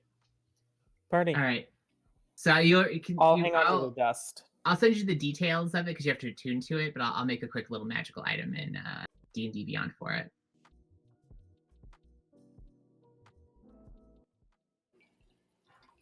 But yeah, I think lead the way, Orman. Orman is gonna hear a little whisper in the back of their mind that just says, what are you doing with your life? Wow. Are you trying to intimidate him? Because if so, make an intimidation check. Poor Every Twid just tortures time. every Stalserid we meet. Oh god. Twid, why do you what hate did your you own people roll? so much? Nat 20 plus 5. You see him jump and twitch, and the rest of you have no reason to look back. And he looks around, and you can see that he's wearing a little holy symbol that is that same like guild mark. And you see him clutch it, and his hands are shaking, and his eyes are really like the little stone eyes that he has. You can see them come. You hear the little like of stone as the little eyebrows raise up in surprise. He looks around. Did you hear that? Heard what? That voice. It was so creepy. Oh, are you hearing things? That tends to happen around our party. I mean, to be quite honest, I dabble a lot in the spirits, and I think some of them tend to hang around longer than they're wanted. Oh, that's. But Ugh. they don't pose any real harm, and I'll kind of shoot a glance at Twid when I say that. Oh, well, I guess that's fine. We didn't yuck your yum. If you follow me, please. Of course, yeah. Lead the way. This will be fun, won't it? Have you ever been down here before? Have you been to the to this building before? Of course. It's a regular service for us to head down into the floodplains and deliver the word of the architect to those in need. We help a number of the displaced refugees find bountiful, plentiful work, and many of them have actually joined our congregation. Flip was trying to like be perky and like cheer him up a little bit, but when he starts going on about that, it's gonna be like, oh, a little cringe. Be like, oh, He's completely oblivious to your cringe. Thorn gives Valen a look of like, oh, really? That's the game. Yes, it's so unfortunate what happened to all of the refugees. It's just to be forced to live a life without a clear purpose is truly a great tragedy. But luckily, the architect resurgent gives them an opportunity to be part of something bigger than them and more important. They're preparing the world of Obra for his return. I will just like very like nonchalantly, just kind of musing to myself but directing this at Ormond, just say, I find it so strange, though, to meet a Stalserid who has turned their back on Molotok, but oh well. Well, of course, Molotok is our creator and he's very important, but the architects are the true builders of this world. Molotok was created by them himself. But it just sounds like you've abandoned him. Of course not. I have respect for all of the gods as creatures and beings created by the architect. They're truly an example of how divine their guidance is. And at this point, you've made it to like the ferry that will take you down to the floodplains. And on the ferry, if you let him, he will give you a like what sounds like a very answer that he's learned about why it's okay to worship the architect resurgent but still believe in the gods. And it's a whole like moderate theological moment of like breaking it down for you. I won't make the audience listen to it. Thank you for that small mercy. Valen is just like stone-faced the whole time, like does not react. Does not seem to take up the fact that you're not interested anymore. Actually, Thorn, about halfway through, gets sick of it and holds up a hand and goes, You're speaking to a cleric of Velasta and a paladin of the Frost Maiden. I don't think you're about to get anywhere. What do you mean? Let me rephrase. Save your breath, because I'm about 2 seconds away from throwing you off this boat. That's a common misconception. I actually don't breathe. It's a turn of phrase. It means stop talking. Oh. Okay.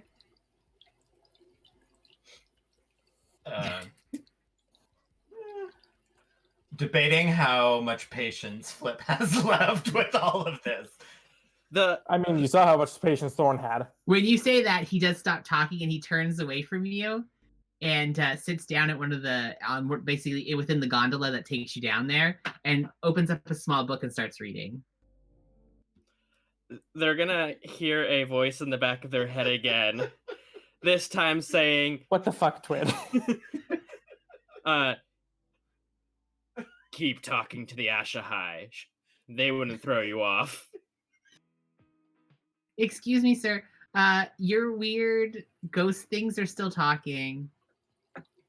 Oh, you should probably just ignore them. Okay, I can do that. Really, Flip? And he I've goes never back heard to- any of your ghost voice, and we've known each other much longer.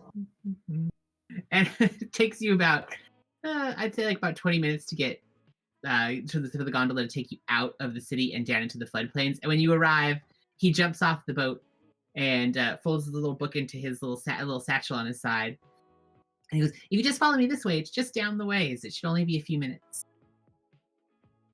Lead the way. Of course, you're the guide. And he takes off through this part of the floodplains is like its own small marketplace. You can see that there's people here selling what are probably like a lot of secondhand clothes and goods, blankets, things like that have definitely seen a little life between now. Very little of it looks like it's new. And then there's vendors selling what you would probably guess to be like inexpensive foods and goods for those people who are basically working, traveling back and forth from the city to get work and support their families here. And you see a number of what look to be like half-ruined buildings that are slowly being like rehabilitated. People are rebuilding the roofs on them. People are basically like putting up like curtains and things to make rooms within these cavernous stone buildings, a number of which have that like that slant that's just too far to have ever been purposeful, as they seem to be sinking in some instances. But you can get the feeling like the neighborhood is slowly trying to get like some cohesion. You do see a number of people that do look a little underfed, some illness. I will say you see there are members of several of the churches here seem to be delivering like basic medical services to people in need. And the refugee numbers they're extensive. You would guess this is a small city all on its own of probably a couple hundred at this stage of refugees pushed and displaced by the war. You head through them, and again, like Orman promised, it takes you about 20 minutes to get through this major knot and follow like a side trail. About a half an hour later, you finally arrive at the site, which is in the part of the floodplains where that perpetual mist you saw before sort of hangs over the whole thing.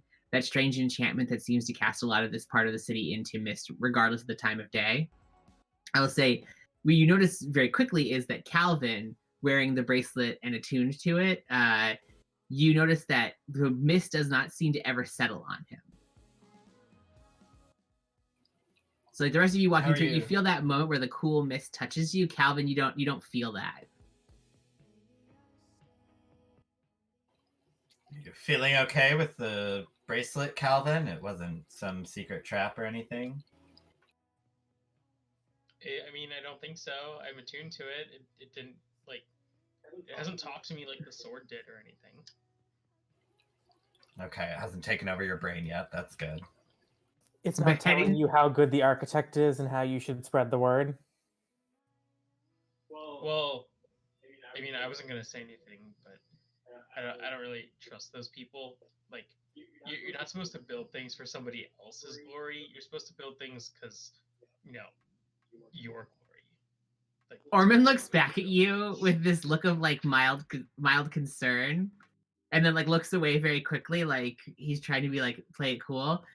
Following him, you cut through what looked to be this part of the floodplains. No one seems to have been rehabilitating since it's much further away from the docks. Most everybody who is trying to make a living has done it further in. Here, the ruins are bigger. They have the scale of more like Egyptian ruins that you've seen that have these large stone pillars and the thick stone walls that are broken and scattered. It has very that haphazard nature. You get the feeling whatever city was here was long ago abandoned and has just kind of fallen apart as the elements have had wreaked havoc on it over the years. You crest what is like a small rise of like rough earth and dirt, and you look down into a bowl of what you probably realize was once a river.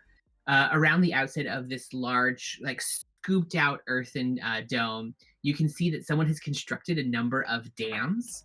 They're a little bit haphazard, but you realize that someone has started to take bits of the stone and woodwork that was around them and build them into dams that diverted a number of the little small rivers and like trickling brooks that dot this whole area, pushing them so that they go around this bowl, and that most of the water seems to have been slowly seeped out of it. The walls along the side are still silty with that thick, like squelchy gray mud that like if you get it on you, it covers everything.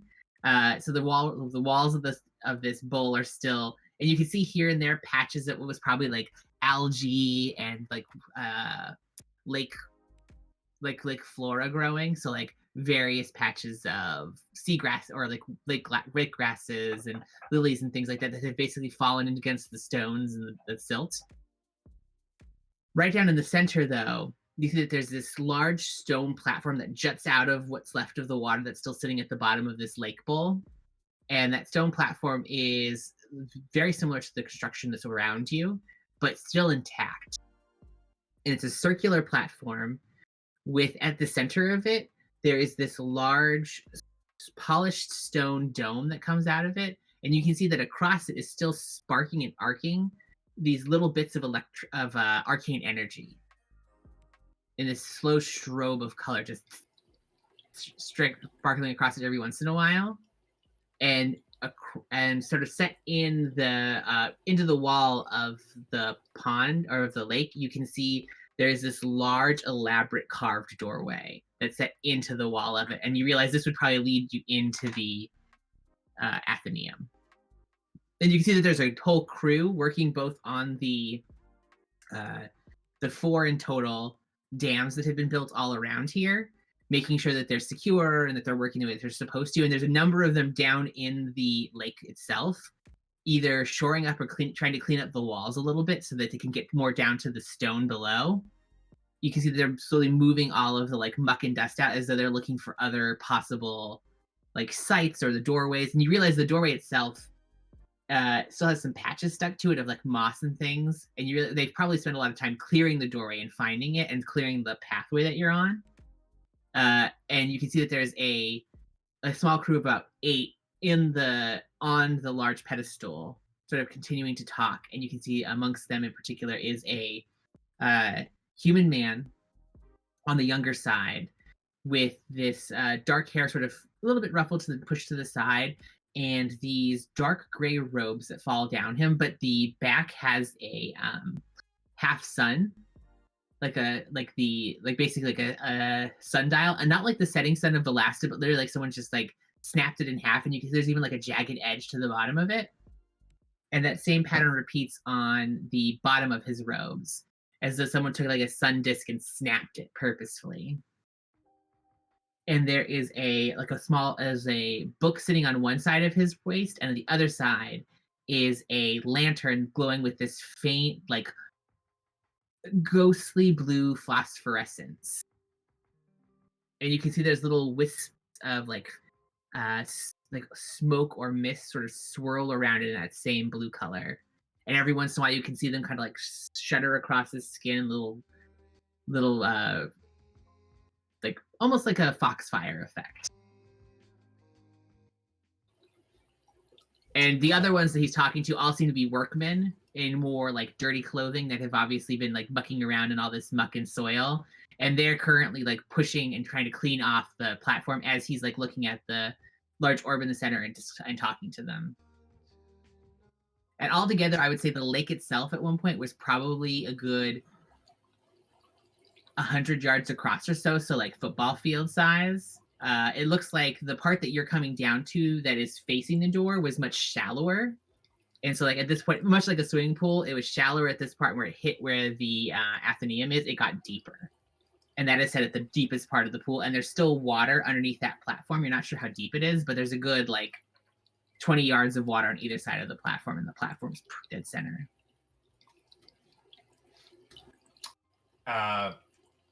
Probably once we're able to see the human in the robes, I'm gonna like ID him as someone in charge, and probably even like walk past Orman and try to walk up to him if I can, or once we get close enough. And as you get closer, the human man turns to you, and he has just sort of something about his features that seem a little drawn, but friendly. And he smiles as you enter, and sort of gives you a nod. And he goes, "Ah, it's a real treat to meet you face to face like this. and like goes over and grabs your hand and gives it a shake. It's a real treat. A real treat. Ah. Lord Meadowsweet's only Ye- said good things about you. You must be Flip, correct? Yes, that's me indeed. Good to know our good Lord Meadowsweet has spoken so highly. Unfortunately, he failed to give me your name. Of course. I'm Aramin. Aramin of the Fading Memory. Would that name mean Well. anything to any of us? No, The that fading doesn't memory? jump out at any of you. He goes, I'm a contractor like yourself. I'm here representing the Warelight Consortium and helping them with their excavation. Well, you must have a particularly useful set of skills if they're employing you thusly. I feel similarly about you. Oh, I have a wide variety of particular skills, which is Of course, completely not I recognize the hallmarks of a good adventurer. In my line of work, I spend a great deal of time with them. I will say, as this is happening, there's two separate things that sort of go through the party. First, Valen. As you're looking at Aramin, and you hear them talking with Flip, in the back of your actually just to your hearing, you can hear the sounds of the workmen talking. You can hear them. Some of them are now like slopping through the mud, and it's that like as they're trying to clean up and move some mud around. You weirdly enough hear the sound of wind blowing through a wheat field, and you hear that like that's the rust of all the wheat rubbing against each other. And then in the back of your mind, you hear the shink, shink, shink, and then you can recognize it without fail that it is the sound of a scythe cutting through the wheat. And you feel the like presence of Velasta. And for a second, you see the man Orman standing there, or sorry, not Orman. You see Aramin standing there, looking hale and healthy and normal. And then there's this almost discordant like shimmer around him, and you can see sort of standing behind him, almost sort of like a shadow around him, like kind of leaning into his form. A humanoid body sort of superimposed on his with this red mask that's like lacquered set against it with these thin slices and a third thin slice right down the middle, all glowing with this faint light, very similar to the lantern that's next to him. It has this patchwork, sort of beaten up coat hanging over its body, and these like thick bracers that look like they've actually been hammered into place with nails all along its arms. And it has in its hand a staff. And it has a large backpack that seems to have like various like knickknacks hanging off of it. And within the cloak, you can see that it looks like there's pieces of what actually look to be like broken ruins and like things that you're familiar with seeing in like dungeons and things like that. Like broken stonework is like tied to the inside of the robe and like hanging down almost like small bags and pouches on it. You can see like there's a broken sword that's missing the blade. There is a number of there's like a stone tablet hanging down one side that is clearly like someone has purposely carved the letters off of it, and it's sort of superimposed on his body, like leaning over, like hovering over him. And I will say at the same time, as you're seeing all this, Flip, for a second, you hear the sound of the spirits whispering to you, like they do when they're delivering a story. And then you hear like a new chord enter the stories, a new voice that you're not familiar with. And as you look up, you see the same thing that Valen did. This ghostly figure sort of hovering over him. And what you notice in particular is that in where it's holding the staff in one hand, in the other hand, it's holding a lantern, just like the one that is the stylized lantern that's attached to Aramin's hip. And you hear just one word. You hear reminiscence. Reminiscence. Okay. Reminiscence. Okay. And that's where we're going to end tonight's stream. Bum. That's spooky. Got some spooky shit up in here. We do I have didn't a know it grave was cleric spook, but and a now we know spirit you're a bard. spook. I mean, he's a little spooky, you know. You can't give me a grave cleric and a spirit bard and expect me not to do something with it. So at this point, thank you everybody who joined us tonight. We really appreciate you joining our adventures and spending a little time with us on your Sunday evening. Like I mentioned before, if you're not already, we'd love if you give us a follow. Otherwise, we look forward to seeing you next Sunday for more adventures. Stay safe out there. See ya. Bye.